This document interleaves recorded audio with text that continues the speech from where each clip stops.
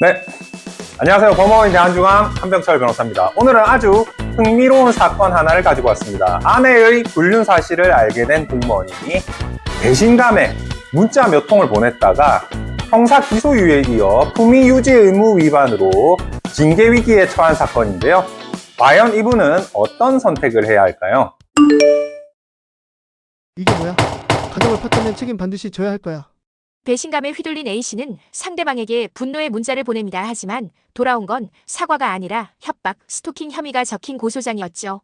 기소유예는 처벌은 피하지만 범죄 혐의가 인정된 상태입니다. 문제는 공무원의 경우 이 기록이 소속 기관으로 통보되면서 품위유지 의무 위반이라는 징계 사유가 된다는 점이죠.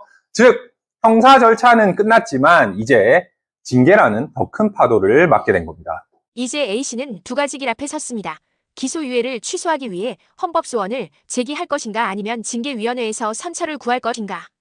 헌법소원으로 기소유예를 취소하면 가장 깔끔합니다.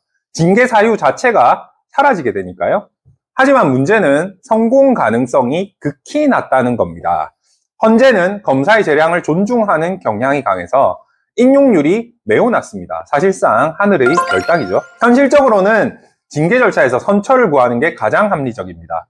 직무와 무관하고 초범이며 피해자도 처벌 불원 의사를 밝혔다는 점을 강조한다면 불문 경고나 주의 조치로 끝날 가능성이 큽니다. 징계위원회를 어떻게 설득하느냐가 관건입니다. 그렇다면 징계위원회 앞에서는 어떻게 해야 할까요? 수사 단계에서 제출한 자료를 그대로 내는 건 위험합니다. 그 자료는 형사 방어용이라 오히려 징계 절차에서는 불리할 수 있어요. 대신 사건 경위와 정상 참작 사유를 담은 별도의 경위서를 준비하는 게 좋습니다.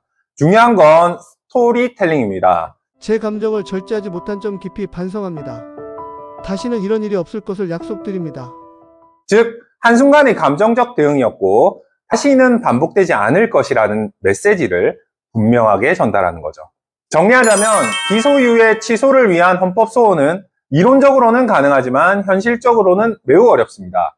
반면 징계 감경을 목표로 한다면 충분히 희망이 있습니다. 따라서 A씨는 진심으로 반성하는 태도를 보이고 불문 경고나 주의로 종결되도록 전략적으로 대응하는 것이 가장 바람직합니다. 오늘 보신 사건처럼 한순간의 감정적 행동이 공직생활 전체를 흔들 수가 있습니다. 비슷한 상황에 처하셨다면 혼자 고민하지 마시고 반드시 전문가의 조언을 받아보시기 바랍니다. 저는 법무법인 대한중앙 한병철 변호사였습니다. 다음 시간에도 실제 사례를 바탕으로 알기 쉽게 설명드리겠습니다. 좋아요, 댓글, 구독, 알람 설정 한번 도와주세요. 감사합니다.